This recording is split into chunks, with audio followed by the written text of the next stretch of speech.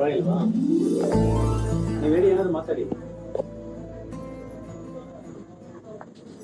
ಇದು ದುಃಖದ ಕಣ್ಣೀರಾ ಅಥವಾ ಆನಂದ ಪಟ್ಟು? ಚೆನ್ನಾಗಿದ್ದೀನಿ ಸರ್. ಇವಾಗ ಏನು ಪ್ರಾಬ್ಲಮ್ ಇಲ್ಲ ಸರ್. ನನ್ನ ಕೈಯಲ್ಲಿ ಮುಷ್ಟಿ ಮಾಡಕ್ಕೆ ಹೋಗ್ತಾನೆ ಇರಲಿಲ್ಲ. ಮುಷ್ಟಿ ಮಾಡೋದು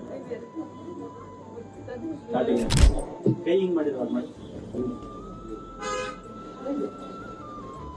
ಮುಂಚೆ ಈ ಥರ ಬರ್ತಿಲ್ವಾ? ಇಲ್ಲಿವರೆಗೂ ಬರ್ತಾ ಇತ್ತು ಮುಂಚೆ ಹೋಗ್ತಾ ಇದ್ದೀವಿ.